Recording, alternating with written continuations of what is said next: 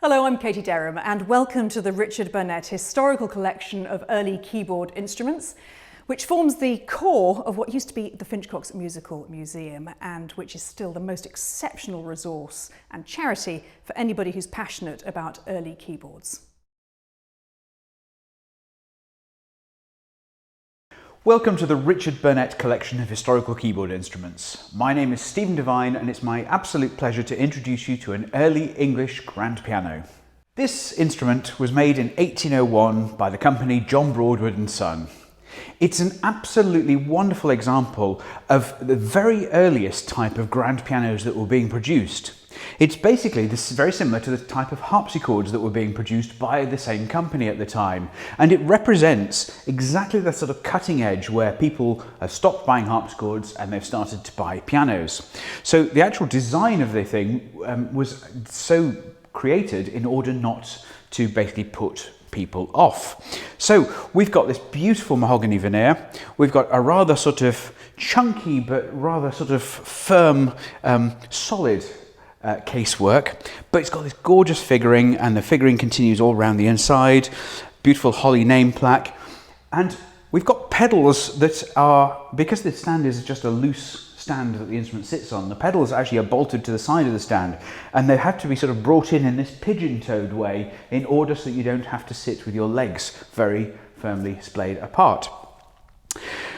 An instrument like this has 3 strings for each note. It's got a very resonant characteristic, mostly caused by the fact that the dampers are so small little pieces of cloth that just rest on the top of the strings. So they're very light and slightly ineffective, but that was the design. This is what people wanted at the time, as a very resonant instrument. It's also helped by the fact that the soundboard and the actual construction of the instrument was designed to help that resonance. So clarity is almost a special effect that is quite hard to achieve. And in order to do that through the actual performance, one has to sort of take time and use articulation in a certain way. And we know from the treatises at the time, we know from the way Haydn talked about these instruments, we know from the way Beethoven talked about these instruments, that using articulation and using rubato, the art of sort of stretching the time, was absolutely key to their interpretation. This instrument originally, when the previous model came out, had just 5 octaves. But a composer who was travelling through London, actually spending 8 years in London from 1792 to 1800, Jan Ladislav Dušek, came and wanted an extra half octave at the top of the instrument, and he persuaded Broadwood to do this so that the instrument would sound more brilliant, and when he played up there, which apparently he did with great frequency, it made the instrument sound so much more brilliant and vibrant. So this is basically a 5-octave instrument with additional keys, as Broadwood put it in the sales brochure. So we have 5½ octaves. We've also got a keyboard shift to una corda. In fact, you can use, by means of a little switch at the top, you can make it just go to 2 strings, so you get a partial una corda, or due corda in fact, just 2 strings. And then by pressing the pedal down and with the switch up, you can go to a complete una corda, just 1 string for each note, which is a very harp-like effect. Interesting, it makes the instrument even more resonant though, because it means that the dampers really are very ineffective. So it's full of all this wonderful resonance, it's full of all these wonderful different sounds, and like so many instruments of this period, it's got all these different registers of sound within the actual instrument itself. Having 3 strings for each note puts quite a lot of tension on an instrument, and that's why one of the reasons the case has to be quite robust to cope with that. We also find reinforcements throughout an instrument. So we have, in this case, we have 4 gap spacers to cover the gap between the actual action of the instrument and the soundboard and the rest plank where the strings are housed. This means that the strings aren't pulling the instrument together and actually causing problems with the action. With later instruments, we find that much stronger reinforcements are needed, so we find that the soundboard is reinforced at the top, and we find all sorts of mechanisms to help hold the instrument rigid, usually by metal iron bars. Eventually, of course, this leads to a cast iron frame, but actually that's a slightly different story altogether. The piece I've chosen to play on this instrument actually brings together all these elements. It's by Dušek, and its set of variations on God Save the King in this case being George III. It was written about 1800 and it was published through Duschek's own friend Corey, and actually Corey and Duschek teamed up and formed their own publishing house shortly after this. And what we see is Duschek paying tribute to his host country with this set of rather wonderful virtuosic variations, but he uses the complete range of the piano in terms of sound and volume. So we get all these delicate little phrases. We have to use rubato in order to try and make the clarity stand out. We also have, I think, a wonderful passage for the una corda, where it's marked pianissimo, and it's down in the left hand. You hear this incredible sort of wash of sound that the piano creates. It's very, very effective. And we've got lots of good fortissimo writing. So this is Duschek's variations on God Save the King.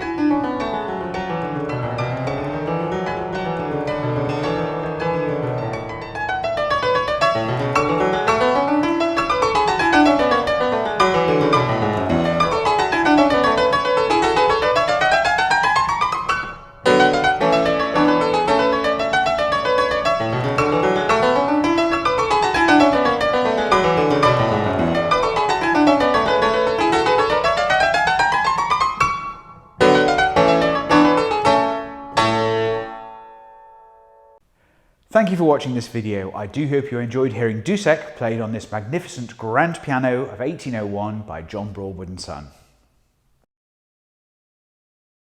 If you'd like to find out more about the charity and the workshops and the events that take place here, then please do so. If you'd like to support, we'd like you to do that as well. Go to the comments section beneath this film or go and visit the Finchcocks charity website.